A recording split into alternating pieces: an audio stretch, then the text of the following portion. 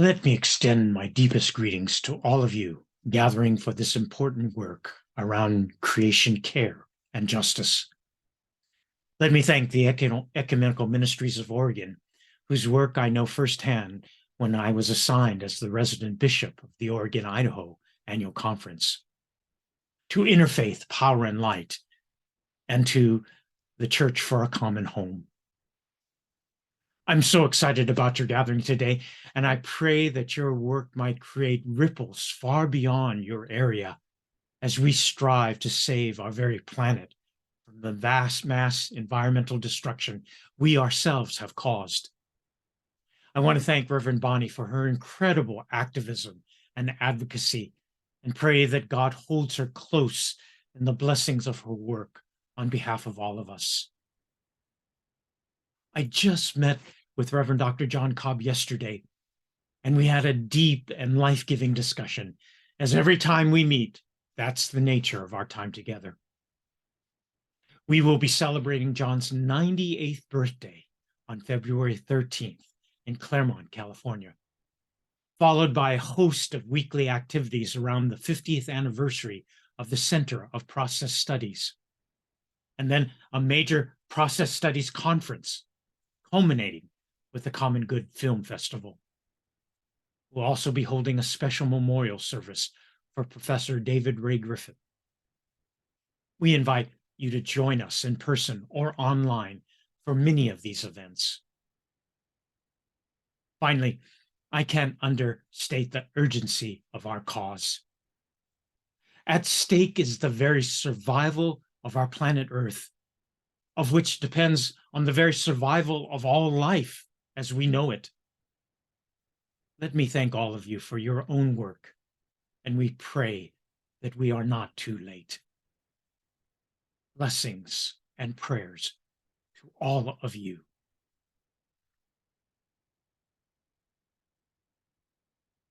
This is Jim. Pastor Jim served a church in National City where I served a church. It's amazing. And this is Cynthia Lamb. We'll go around. This is a woman that I knew in San Diego. Her husband has done a lot of work in process. And the first person she saw when she came in is Martha, who just flew in from San Diego, and they know each other. So got it. Oh, there you go. Here. Thank you.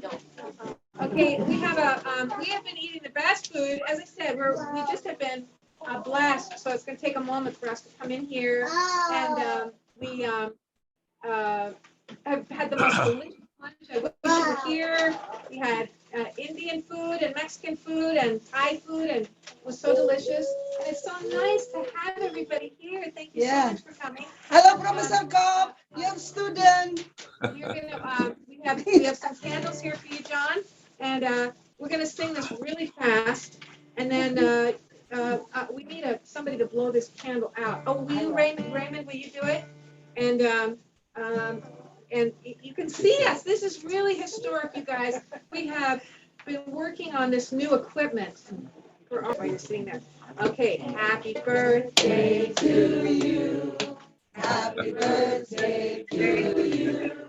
Happy birthday, Professor Cobb. Happy birthday to you.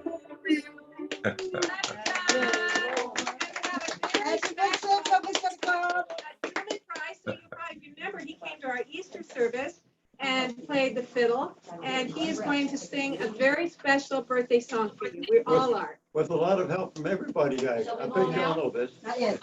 Slow. Well, we got it. Yeah, blow it out. Oh. Yay! All together now. I believe the free red roses. I simply for me and you. And I think to myself, what a wonderful world. I behind the blue clouds of white, bright blessed day, dark icy night, and I think to myself, what a wonderful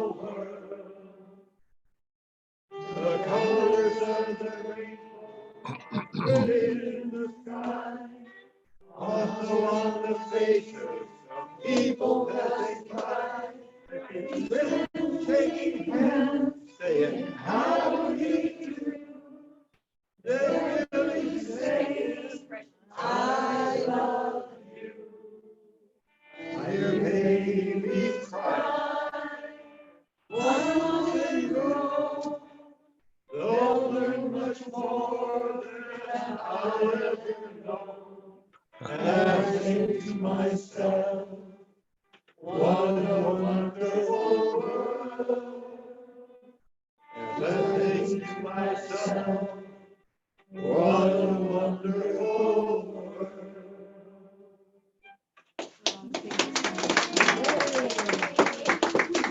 Oh, this is so wonderful to be together with everyone. And we welcome everybody on Zoom. We wish you were here in the barn with us. And we have a program here and several invitations. And Angela's made the most beautiful order of worship. So she can put some of those announcements up on the Zoom screen for people on Zoom. And I hope the rest of you have a program. And we have a guided hike to the Valley of the Giants. And I think James was not feeling well. He had to leave. But it's a very beautiful place. The trees are 500 years old. And he is going to take a group of us on a Saturday in April or March. And it's an all-day adventure. So if you're interested, there's a sign-up sheet. And please join us. And these are very beautiful old sacred trees. Okay, we have the Center for Process Studies. Andrew, please say something about the 50th anniversary. Andrew Schwartz is here. He's Dr. Andrew Schwartz has a PhD in process theology, philosophy, and he is the executive director of the Center for Process Studies. And that was started 50 years ago by David Griffin, who just may he rest in peace, who just passed away, and John Cobb. And it's still going strong. And they're going to have a wonderful anniversary. So thank you for being here today, Andrew, and tell us about it. Well, we're excited to be celebrating 50 years of the Center for Process Studies, along with John Cobb being 98. And we have a whole week of fun surprises happening locally in Claremont, California, but also online. So that makes it so everybody can participate. There's a birthday party for John on Monday, the February 13th. We've got a workshop on Intro to Process Theology Philosophy workshop on the next day, followed by a memorial service for David Ray Griffin. And then there's a 3-day conference featuring young voices from around the world who are expertise in a range of subjects from philosophy and science to economics and education, but all with a holistic framework in process thought. And then the week will conclude with a film festival, celebrating films that promote themes related to the common good. So check it out at the Center for Process Studies website and join us if you're free. Yes, it's going to be wonderful. And I'm actually going to go and be with my grandchildren for a week. And I'm going to visit with John Cobb, and we're going to have worship as we've done this before in his room on Zoom on February 12th. So you can join us for that. And then John he has written over 50 books. He has a new one coming out for this anniversary, Confessions. And I have written a chapter in that book, and we are going to be talking about this project of Earth Crisis support groups today to share you about that. And then John Cobb has also started another organization. So many books, so many organizations, so much global work. You just can't believe it. And he's still going strong. The Living Earth Movement. So please join us. We have Thursday meetings and monthly meetings. And there's Charles Bennington, who just popped on, our executive director. So please join us. So many wonderful things you've done, John Cobb, in a very long and admirable and loving and brilliant life. So thank you. And your work continues, and we are honored to be with you. Okay, so let's see. This has been, let's see. We're going to have a land acknowledgement. And are you going to read it, Raymond, or Faith? I lost. I'm sorry? I'll read it. You're going to do it? Okay, you need to get the paper. Yeah. There you go. And Raymond and Faith are, John, I want you to meet Angela. Where's John? Where is he? There he's out. Yes. Angela is a Your PhD student, in Professor Cobb. and she's from Indonesia, and she's here with her family. And Raymond, one of her twins, is going to read our land acknowledgement. The Kalap Puya people We give thanks for the miracle of God's creation here in Dallas, Oregon, and we invite prayers of gratitude for this sacred place. This was the homeland of the Palestinian people before the colonizers inflicted genocide to the native people.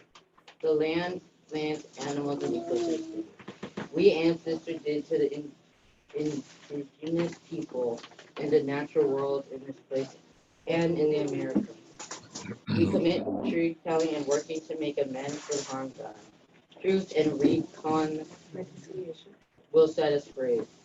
Thank you so much. Thank you. And Martha is going to read our 12-step program for ecologic civilization. I have to tell you, Martha is in the kitchen in the house. And the reason she's in the circle is for some reason the technology doesn't like that. So thank you, Martha.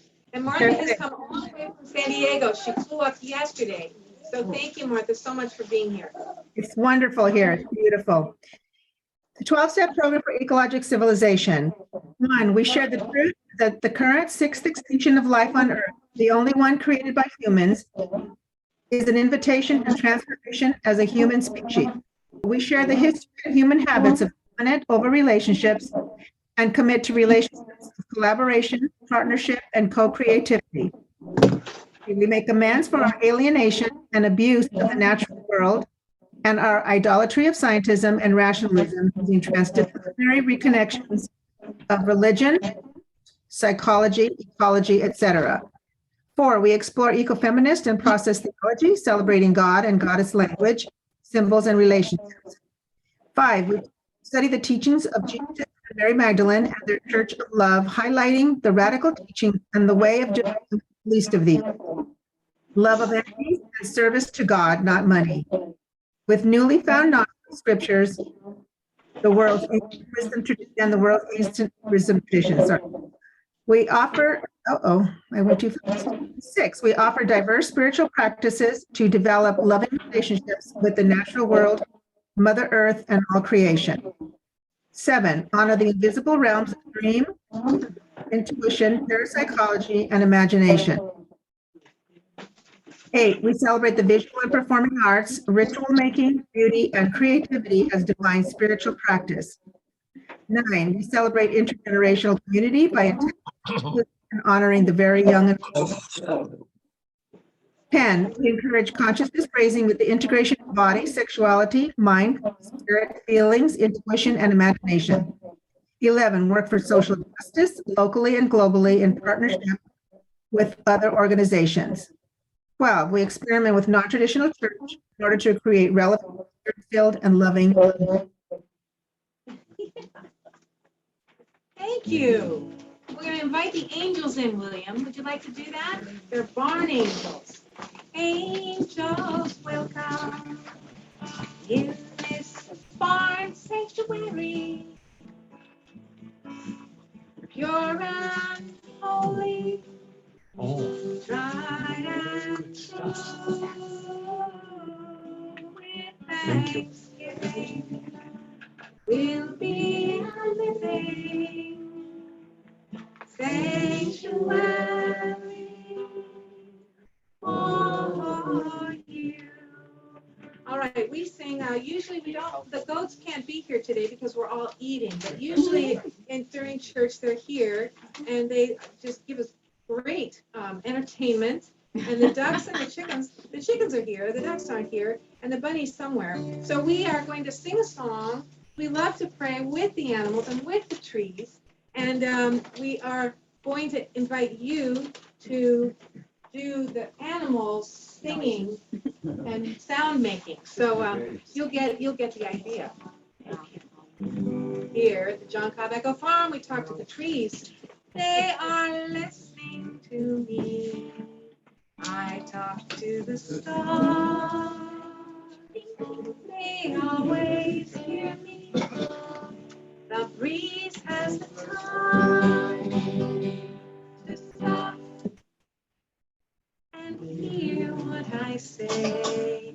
I talk to them all in love. Okay, William, we're all gonna quack like ducks. Okay, ready? Can everybody quack like a duck? We sing with the ducks, and they are quacking in song. We dance as cats and dogs.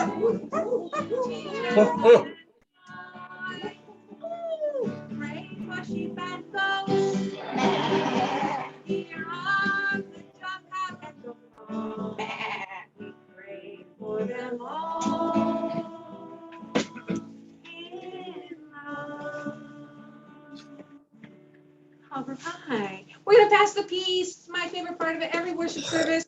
And we are reminded that God loves us. There's nothing we can do about it. Let us rise and be grateful and loving and look into each other's eyes. And we want to hear from you on Zoom. Please call out a greeting.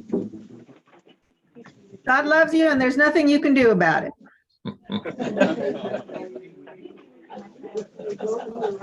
Peace be with you all. God bless us here and there. You're warm enough. Peace be with you. Peace be with you. Peace be with you. Peace be with you. Peace be with you. Peace be with you, sir. Peace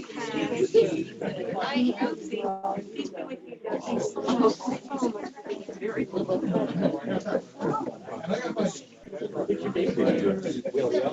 So this is sort of a, not really a worship service, it's a program that, because we're in our church, we just felt we had to do some churchy things. And this is one of my favorite churchy things. It's a full moon, so we all get to howl at the moon, okay?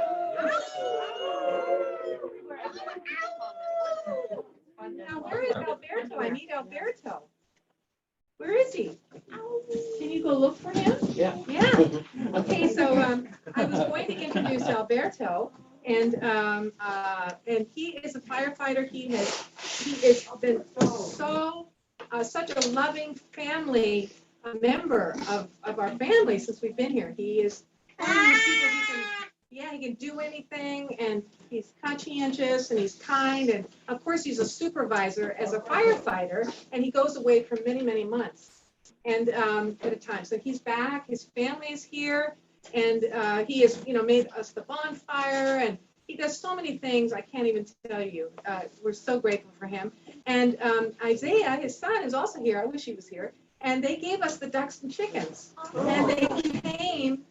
They had been so loved. They're very tame, and they love to be pet, and they love to sit in our laps. It is because Isaiah took such loving. Okay, so I'm one of these ladies. I see a guy in a fireman's outfit in the grocery store, and I go over and I say, "Oh, you were so brave. Thank you for your service. Thank you for saving people." I mean, it's like nothing greater than being a firefighter. But he's not just a firefighter. He's a supervisor firefighter, and it is because of climate disaster. I hate that word, climate change, that we have all these fires. So, Alberto, thank you for all that you do for our family, for our community, for risking your life and being so brave, and all of your leadership skills.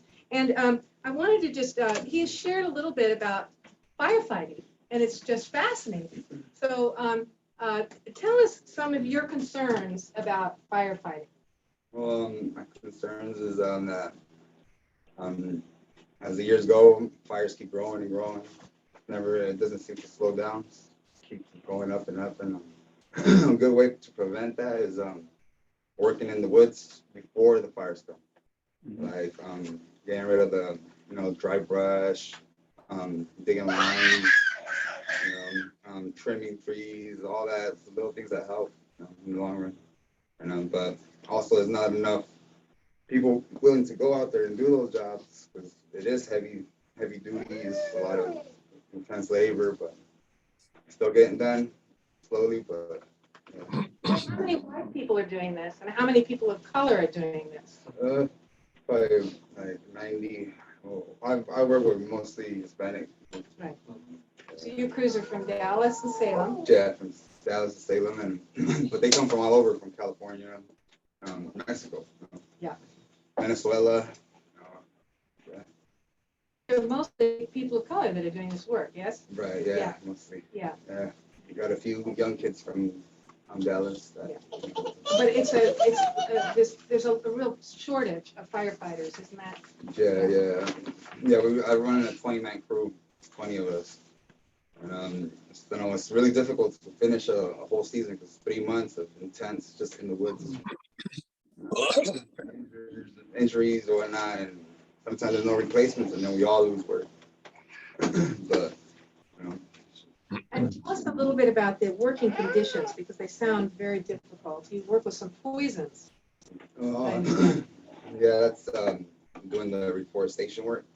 Like out here in the woods, they want us to take out like Scotch broom. I don't know if you guys know what it is. Scotch broom. So that one we used to spray it before. We used to spray it with the chemical. And then we also did the hacking spray where you hack it with the machete and then you spray it to kill that plant. But obviously that can spread, you know. And last year, they started a new thing where they're trying to save, you know, other plants and stuff by not using chemicals. Now they have us. It's actually more labor for us because we go on the ground on our knees and we pull it out by hand. And before it used to be with the chainsaw or spray. But yeah,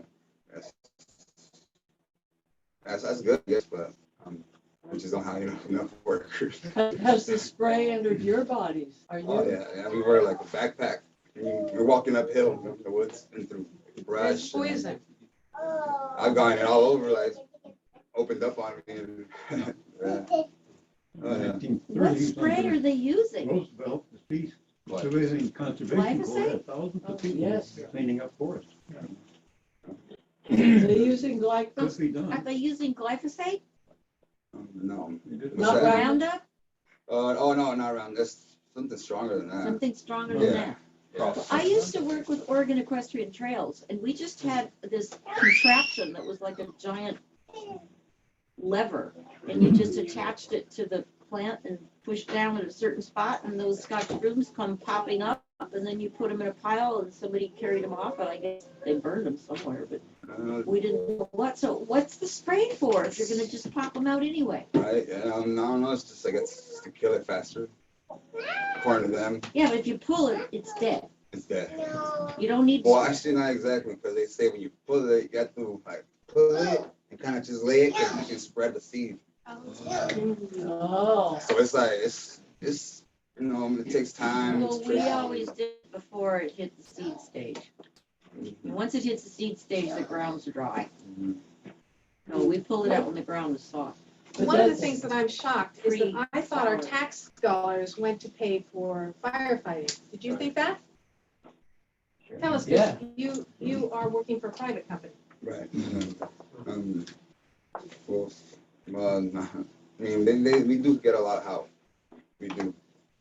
But like, man, the food is just crazy. Like, a lot of conditions sometimes are really bad. I mean, they can do better. Because, you know, we work 14-hour days and 2 hours drive to get to camp. So got to line up to eat dinner and then go take a shower, line up to go to the bathroom. Like, Not the good. next thing you know is like 11 o'clock at night. You have to be back up at 3 in the morning. Oh, And that's and it goes from Work hard and goes never from sleep. June all the way to November. oh. I mean, trying to Hope get they used to it, I pay you guess. Well, the focus of this program, I have to share with you, was the name of it was Care for a Common Home. And the Ecumenical Ministries of Oregon has put this on for the last 12 years, the first or 10 years. And the first 8 years were in Portland. And then the last 2 years, they did it on Zoom because of COVID. And so this is a hybrid experiment where we have spent the afternoon getting to know speakers and church communities, faith communities around the state of Oregon. And when I saw the name of the program was Care for a Common Home, and that's the name of our church, and this is the term that Pope Francis used in his environmental encyclical Laudato Si', I said, it just seems like the stars are lining up. We should be a part of this. And the focus of this program is to develop relationships. And when I read that, I said, this is what we need. If we're in any kind of emergency, whether our house is burning down or the planet is burning down, we need friends and community more than ever before. So I want to thank you for being my friend. Thank all of you for being friends today and coming. And I am just so grateful that we have this opportunity to say, I want to be your friend. I want to support you. And I want to introduce you to one of your senators, who is one of the best senators for environmental issues, Senator Deb Patterson here in Oregon. And if you would come on up, we want to thank you so much for coming. So it's been very special to. You know what, if you do live in Dallas? I'm In Salem. Oh, then you definitely are in the Senate. Yeah. No matter where you live, it's a pleasure to meet you. Thank you for your. Oh, my God. Well, if you maybe come on this side, and I thought maybe, yeah, come on over here. No, stay up here, Albert. Just stay up here. Just share a little bit. Senator Deb Patterson has done incredible environmental work. I know currently, I just heard about this bill, SB 488, and I mean, terrible things happen. We know this. And these medical incinerators are spewing out poison in Kaiser and Salem. And thank you for your work regulating this. So you want to share a little bit about this and anything else that you think is environmentally important. We are here as neighbors. Deb lives in South Salem. She doesn't actually serve this particular area of Dallas, but just a few miles down the road, Independence, Monmouth, and South Salem. So thank you for being our friend. Thank you for all the work that you do. And Senator Deb Patterson, she's Canadian. She grew up on a farm. So, but I really wanted you two to meet because all the people that I've met here, you're two of my favorite, and I'm really, really honored to have you as friends. So if you would just let us know how we can support you in the environmental work that you do, and how we can help Alberto too. Absolutely. Well, thank you for the invitation to be here. And last year I was from the long session for the last 2 years. I was serving on the Natural Resources and Environment Committee, where we heard from the state fire marshal and worked very hard on trying to get more resources to support wildfire and firefighters. So thank you. Also, there's a new youth group, as you mentioned, young people coming into this work. But you're not old, you're young. But, younger than him. College age kids or high school, getting even younger, who are trying to get them to care about the forests and keep them safe and work proactively as you are to protect them. As Reverend Tarwater mentioned, the Covanta bill, which is Senate Bill, I don't know. 488. 488. Yes, that's right. There are 2,000 bills. Sometimes I forget the numbers. There's only one waste incinerator in all of Oregon. It's near Kaiser, not in my district again. It's actually at Brooks, by cows, by a food processing plant, by an elementary school. And this waste incinerator burns not only our municipal waste on the other side of the river. Well, County doesn't burn your garbage. We're very sensible over here, but Marion County burns its garbage, but not only the municipal waste, but it also burns industrial waste. Oh my God. And beyond that, it burns medical waste, tubing, masks, gloves, syringes, not only from Oregon, not only from beyond Oregon, but from Canada. I'm being Canadian. I thought Canada can burn their own garbage. They can burn their own medical waste, right? And so we're talking, this bill would work with the Department of Environmental Quality to say you have to be classified as a medical waste incinerator. Currently, they meet the standards because it has to be less than 10% of the total amount of garbage that they burn. But they have to bring in more garbage then to make up the 90% to keep it under 10%. Oh my God. So it's really important. Tomorrow night at 7 o'clock, we're having, there's Covanta, a bill, there's a toxic, something toxic. Yeah. No more toxic. I can get that information to you if you'd like to join us by Zoom, but do reach out to your, because the lobbyists for Covanta are going around to each and individual legislature in the place, trying to corner them and say, this is a really bad thing, we need Covanta, right? What will we do with, if we don't have Covanta, we'll be swimming in garbage. Well, actually, no, we just won't be bringing in lots more garbage from elsewhere, including industrial and medical waste that we shouldn't be burning here. care about the environment. I love that you care of our common home. Church for Common Home. For a common home. Homelessness. I mean, the people who are sharing our common home, who are sleeping on the streets, Yes. right? I'm chair of the Senate Healthcare Committee because I really care about affordable, accessible healthcare for all. But I'm on the housing committee too because we can't let people sleep on the streets. Not yesterday, but a week ago on Saturday night, a woman in Salem who was homeless died. And she was at the hospital. She was released from the hospital. She had no place to go. They called a medical transport. And the medical transport, she told them the only place she knew in was Arches, and they're not open at 9 o'clock on Saturday night. And in the parking lot, you know how cold it was last weekend on Saturday? In the parking lot that night, she died. We have to do better than this. We have to. Tell us, what can we do? Again, a whole bunch of things. Reach out to your city here in Dallas and in Monmouth and Independence and those at the state level and ask them what are they doing about the new opportunities for like accessible dwelling units. Yes. We passed the bills, but why aren't they building them? There are so many more things we could do. How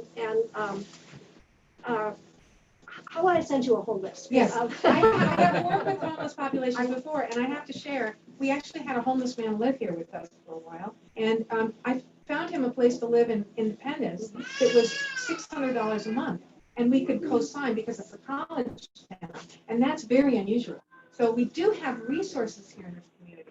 I noticed the back, and I thought, oh my goodness, that's all I could say. No, and we can have, yes. But we need more mental health services because so many people have addiction problems and mental health issues. It's not just simply a matter of finding a room. It's getting supportive services, and Governor Kotek has pledged $130 million right now that we're working to get to her immediately to have supportive services. We bought a hotel in Salem for people to move into, 7 units. We're working to buy a second one. We need so much more. Can I ask a question about that very issue? Where Bonnie and I came from, in San Diego County, there was an interfaith council that would rotate sheltering homeless or people that were trying to transition at different churches. And So you our did that church here too. did that. I just didn't know if that Yeah. was something. Yes. It's called interfaith hospitality. Okay, Yes. good. Yeah, but it primarily focuses on families because they Yeah. have such a great need. Yeah. And so It's like, trying to get parents and kids together. Because the shelters open till on. Yeah. There's no place for them to go at all. Anyway. well, you know, I think I failed to mention, Deb Patterson is a United Church of Christ minister, just like me. Amazing. So I think it's so important that this is a spiritual and religious issue. And I thank you for your service. Your husband is a professor. And he's out checking on our daughter. There he is. And He's a also, professor of religion here, and he is very familiar with you and your work, John Cobb.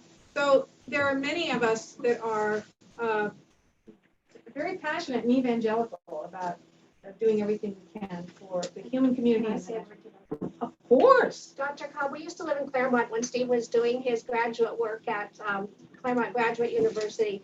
And back then, we've only been married 44 years, but you were already doing your work and leading the way internationally before that.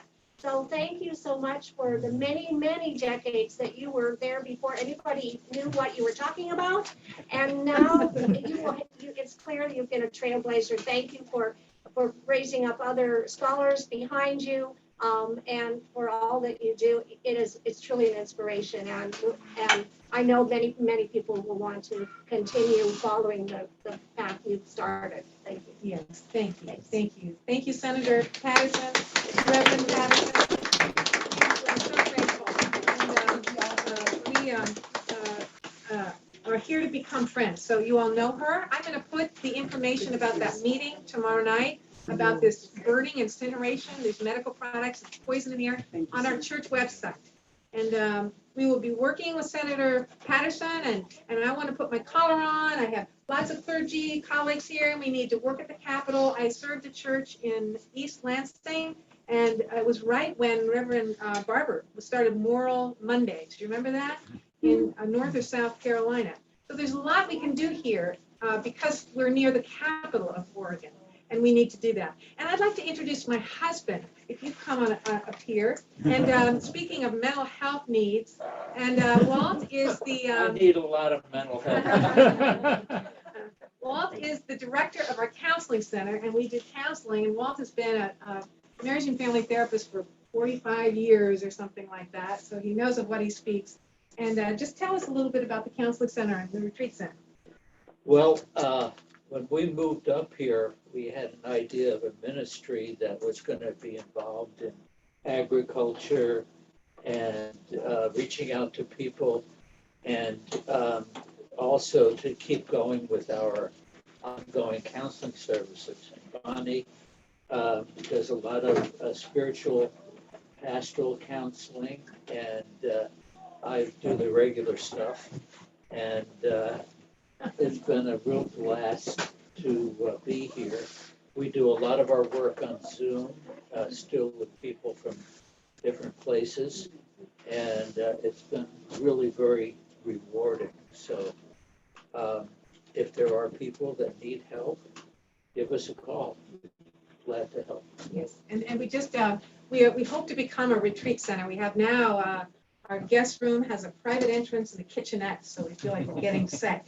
Wally, do you mind if I introduce you? Would you be willing to come say a few words? This is, Wally, come on up here. Wally Villa is very well known as a biodynamic farming leader in the Pacific Northwest and nationally. And I don't know how I got so fortunate, but I found out about him, and it was COVID. And I called him and I said, I don't know, I'm a city kid, I don't know anything about farming, but I'm absolutely passionate that I will grow healthy food in the spirit of Rudolf Steiner, do spiritual farming, and create a sanctuary for my grandchildren and for others. And so he has been telling me what to do on text for the last 2 years. And I've just been very obedient, and he is a wonderful man. So please tell us, Wally, thank you for your leadership, and just share anything you'd like for us to know about you or what you're doing. Well, it's not so important what I'm doing. I think it's what's important is what we're doing. We've heard a lot of ideas today, and I think following up on those is really important. There's so many different ways that we can address the ecological challenges that we're facing right now. For some of us, that's going to be taking very practical steps or political initiatives or changing our lifestyle in some way. But what really speaks to my heart right now is fostering our spiritual relationship with the earth. We're not separate from the earth. We are part of the earth. And when we feel that unity, that interconnectedness with all of life, it changes our actions, it changes our prayers, it changes our way of being. I think we've seen policies come and go. With the administrations coming and going, Congress is coming and going. We think we're making progress, and then we're not. We think we're making progress, and we're not. For change to stick on a societal level, humanity needs to really move into a completely different paradigm. And that paradigm, from my point of view, just my point of view, if you can say that, anything is that we need to feel our interdependence, the unity in multiplicity. I guess that's what I have to say. Thank you, Wally. Thank you. Thank you. Thank you all. There's a beautiful farm, the Wintergreen Farm, and No Tie outside of Eugene. And it's been such a great honor to get to know you. Thank you for being here today. We are going to ask John Cobb to speak. Great topic. We a reading from the guidelines for Earth Crisis Support Groups. So would you like to hear this, John, or you want to just talk to us? Should we read it? Can you hear me? Yes. Okay, well, I'll just talk and hope that you can hear some.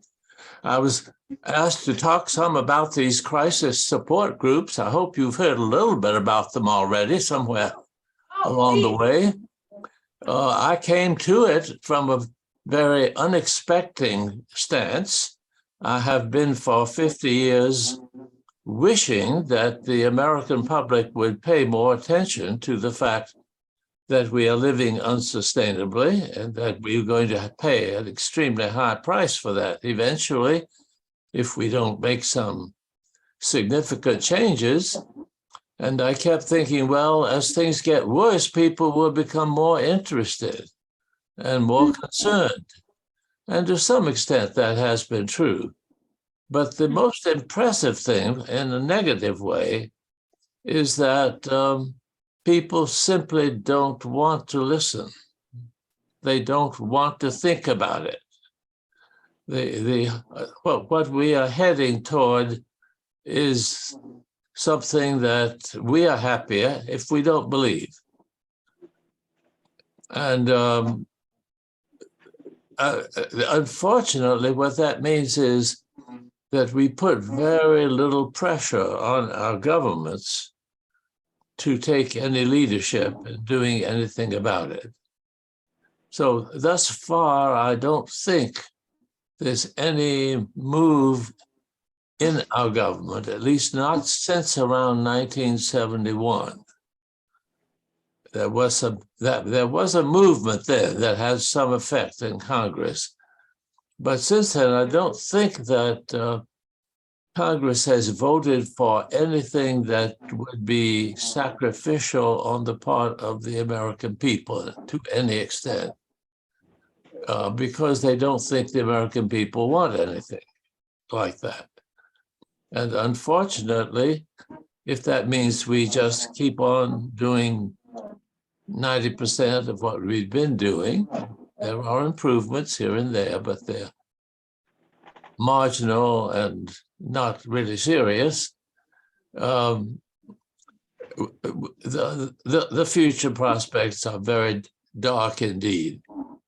I think that a healthy future for the world may not be possible without the cooperation of the two greatest polluters and the two greatest military forces, the two greatest economies. And instead of cooperation, we are barraged with hostile ideas. And so more and more Americans think China is simply not a good partner. So we won't try to be partners with China. Our government hasn't given up altogether, but when you say that, when you approach someone and say that you are our enemy, and then say, let's cooperate, it isn't likely to succeed very far. And that's the kind of situation we have, the best of what we've seen. Now, why are people so reluctant to discuss these matters seriously and think seriously about what would be the wise way to respond? I have thought to some extent it's because we have attitudes deeply built into Western thinking that actually cut against a realistic understanding of what's happening. And I think that is relevant, and that's something I've worked on in the past. But I'm now quite sure that the most important factor is that people feel it doesn't do any good to listen. I can't do anything about it. I won't think about it. I'll go on and enjoy life as it is and continue to act as I've acted and not worry about it. Well, that in some sense is a sensible response, but it's a sensible response that leads to mass misery and destruction. And so it's not really sensible. So I didn't know anything to do about it, and I just kept on doing the same thing I'd been doing. But Bonnie came up with the idea that since we are now accustomed to having groups gather around shared problems, and this is the future of our children and grandchildren, if not of ourselves, is a shared problem that we all face. And we act like addicts. I think we are addicted to the comforts and luxuries that have come our way. And we're addicted to many other things. And addicts need to get together in order to break out of addiction. And people who are suffering from a common ailment profit greatly when they work together. And so when Bonnie came up with the idea that people would be able to be more realistic and even to consider doing things, changing things in a serious way, if they were organized, if they organized themselves into small groups that talked honestly and freely with each other about how they felt, what they hoped for, and finally, what they might do about it. So I have come around at the end of my life to discovering that something I've never been a part of in the past may be more important than any of the things I've tried. Mhm. And the only credit I ask is that you credited an old man with saying, well, let's try something different.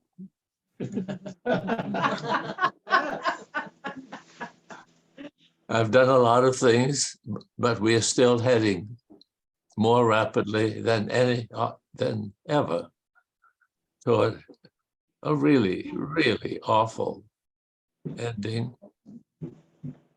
And I think that if we talk about it honestly among ourselves, say that's not really what we want.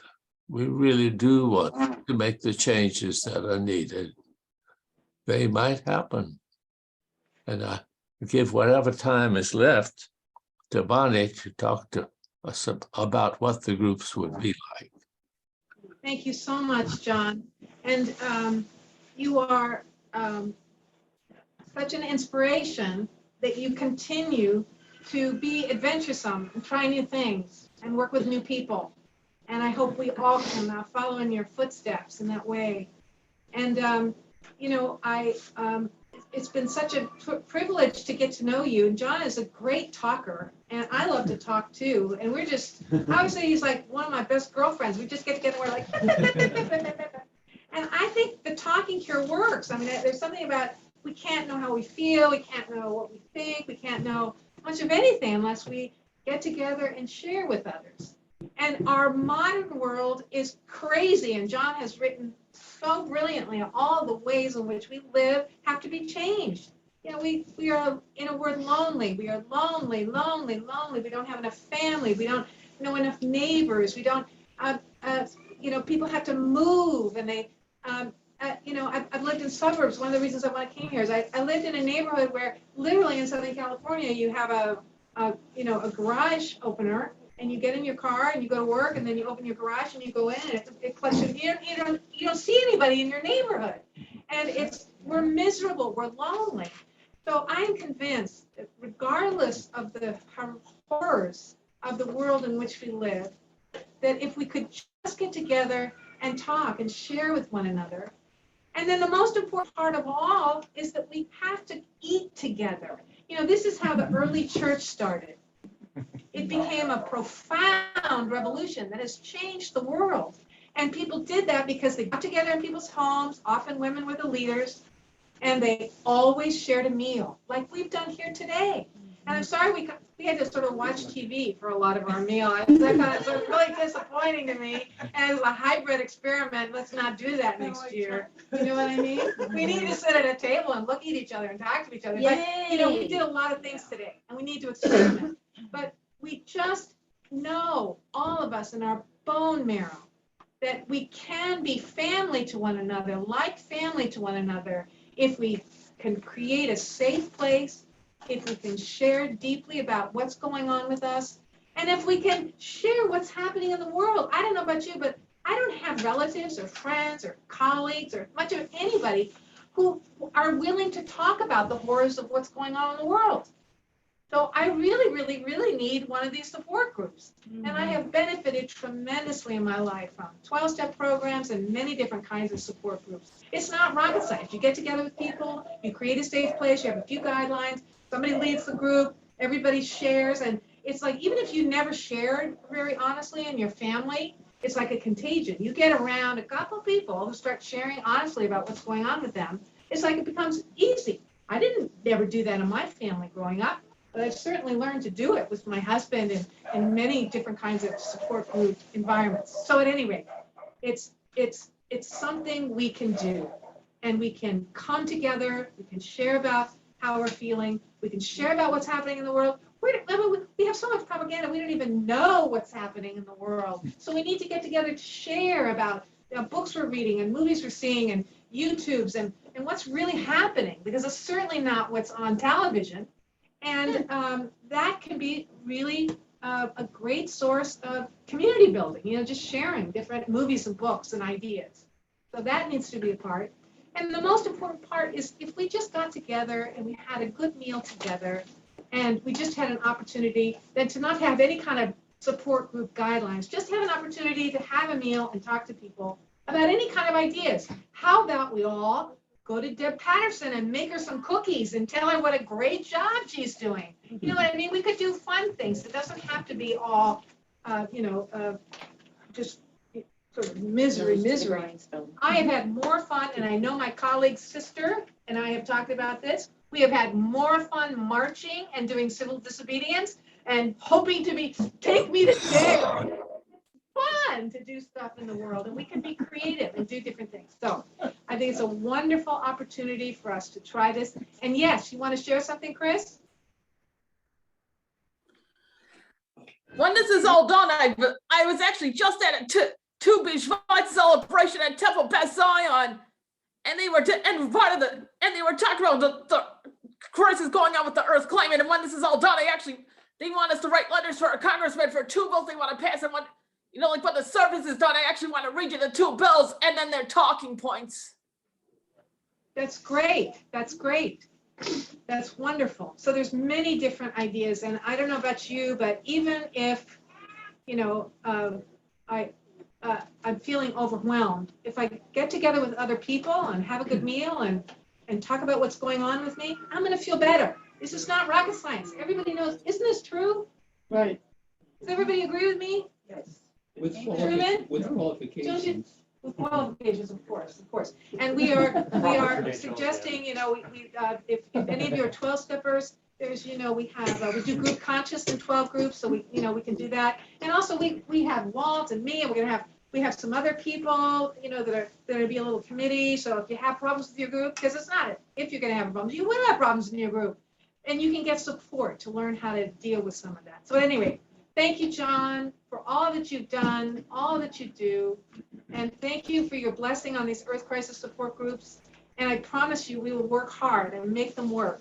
And if they could make a Christian movement out of people who are living in the Roman Empire who were terrified and into this enormous global movement. And how did they do it? In little groups. Little groups in what kinds of buildings? Homes. And what did they do when they got there? Eat. They ate together. So let's do the same thing. Okay. So does anybody have anything you want to share? If you want to do one in Corvallis, all right. We got a Corvallis group started right now. I do, but so I have a question. Because in my experience, the biggest pitfall of this for me, because I've tried to become involved in groups like this, is that there's a very strong expectation that if you agree with people on one thing, you must agree with everything. And I keep running into that, and I think it is probably the most serious problem or pitfall to what you're talking about. Because rapidly you will end up with groups of people that all agree with each other about everything that exclude everyone else. And, you know, then you're only preaching to the converted on every single issue. Right. So, you know, how do you plan to build in inoculation against this problem? Because, you know, for example, if you have people that don't want to reduce every issue in the world to race, but they're still worried about the environment, to communicate with people that, you know, have a different approach to that. How do you, create a group that those people can cooperate? Yes. Well, you know, I was just talking with somebody earlier, and I didn't grow up in the church, and then I became a parish minister, and you've heard there's politics in churches. Have you heard that? And I remember one day I was talking with Wall that I was complaining about politics and people and I think it was Wall said, do you think it would be any different if you were working at 7-Eleven? So I think we need to remind, it was like, if we're gonna have group, we're gonna have group problems, and I love this. Wall says, if you're gonna have a dog, you're gonna have dog problems. So every single group I've ever been in, every church I've ever worked with, and every family I've married into, and you know what I mean? It's been like a disaster, but I don't want to be alone. So yes, people are impossible and groups fall apart. And the good thing about this is that, like in a 12-step program, this is a problem when you live in a small town, because when you're in a big city, if you don't like the group, if there's all sorts of squirrely stuff going on, you just go to a different group. And same with the church. This church is falling apart and they're like, it's horrible. Just like go find another religious community. And a lot of people in small towns can't do that. But we do have Zoom now, and we have the internet. So I think we need to be resourceful. So I really hear what you're saying. People are impossible. And That doesn't sound like a good description of what I said. well, I'm sorry if I'm misquoting you. I'm just concerned about the very strong pressure toward conformity. Yeah, me too.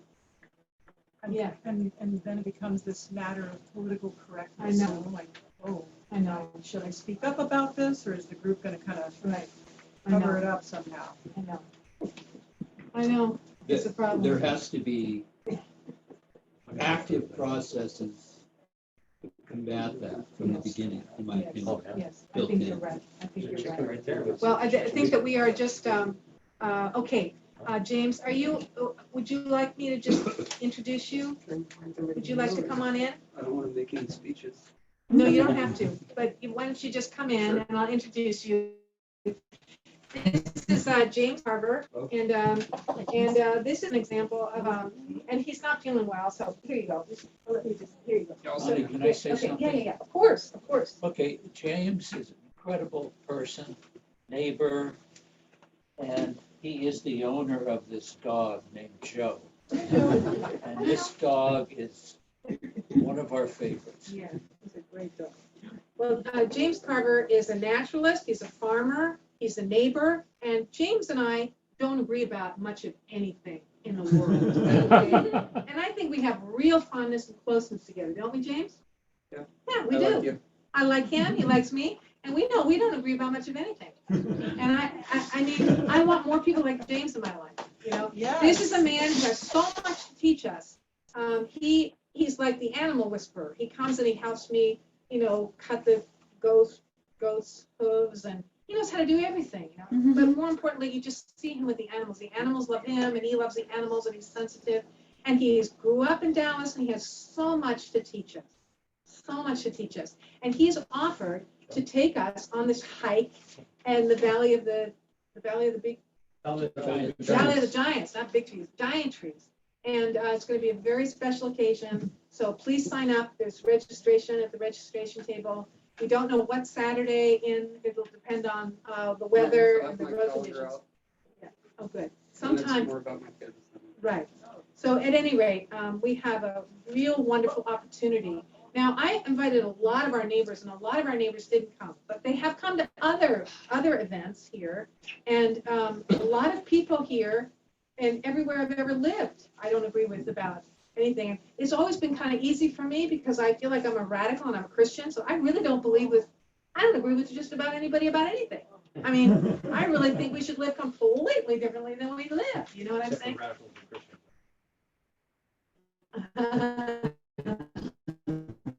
So, thank you, James. Thank you for being a neighbor. I made this day be a point in time where we can commit to being friends with each other and being good neighbors and reaching out. And I like that expression. You know, sometimes it just feels like my phone weighs too much for me to pick it up. Just pick up the phone, you know, and let's start some groups. And we'll read your book. It's really brilliant. And it's called Confessions. And I think it's going to be published for your birthday. So congratulations. And let's just all congratulate ourselves. We're going to be doing a prayer vigil around the state of Oregon in all of these faith communities. People are going to do go outside of their churches or their barns and their synagogues and their temples, and they are going to have a prayer vigil outside. Now, we are very fortunate because we have, I don't know where my little brochure is, but here it is. We have, if you haven't gotten one, you need to get one. We have created a secret prayer garden, and I'm going to be giving a tour, and we're so blessed. It's not raining, but even if it rains, you just wear our coats and use our umbrellas. But I'm going to be taking people to all 12 prayer stations, and we do have to walk up the hill. So if you have any kind of ambulatory problems or want a shorter walk, Walt will take you to some of the prayer stations around the house. So we're going to sing our benediction that we sing at church, and then we are all going to, I hope you will, like we did passing the peace, I hope you will say bless. Oh, we gotta do your offering. You have your basket? No. Here's your pen. And we had a basket. We had a basket. He's getting chicken happy. Uh-oh. Come on, No. We don't want any dogs eating chickens. No. Let's Hey, see. Bonnie, Yeah. with the hike up to the giant trees, how far do you have to be able to walk? You're gonna have to give me your name and number, and I will connect you. I'm not sure exactly, but there's a lot of information in the back page. Yeah, it's very steep, a mile and a half. There's a whole long article about it, Nina, here. Okay. In this, right. And but if you sign up, then we'll give you lots more information. Okay, take it away, Brian. Brian is gonna take an offering. We're gonna sing a song, and then we're all gonna go out. And thank you, everybody on Zoom, for being with us. It's wonderful to be with all of you. Okay. So from each of us, according to what we have, to the world and its needs, we have this offering because we are not our own. Earth names us. We are human leaves on nature's growing vine, the fruit of many generations, the seeds of life divine. So let us, with great thanksgiving and with justice, living and aware, build for all things living communities of care. So as we can, in gratitude for this gathering and the great meals, this offering will go to the Ecumenical Ministries of Oregon and Church for Our Common Home. And I will pass it around. And does anybody in Zoom want to share anything before we say goodbye? Thank you for being here, Jeha and May, our Chinese friends. Thank you, Bonnie. No, thank you so much for organizing this very important event. You have our admiration. You are really a good doer. Yeah, okay. In this world, too many, both China here, lot of talkers. You are really a doer. Yeah, we admire you. Yeah. And also, Dr. Cobb, you are our heroes. We call in China, we call Dr. Cobb ecological saint or ecological sage of our times. Yeah. Congratulations, Dr. Cobb. Happy birthday. Happy birthday. Thank you. And thank you so much, Jaha and May, for inviting me to go to China. And one of the prayer stations is we will be saying prayers for the Sunshine Echo Farm in our sister Echo Farm in China. And we hope to have many Chinese people come visit us, and we hope to take many people to visit you again in China. Great. May the blessing of God go before you. May her grace and peace abound. May her spirit live within you. May her love wrap you round. May her blessing remain with you always. May you walk on holy ground. May we all go in peace. And I'm going to take you up that way, outside of the barn. And goodbye, everybody on Zoom. We love you. Adios. Thanks for being with us. Come to visit us in person in Oregon.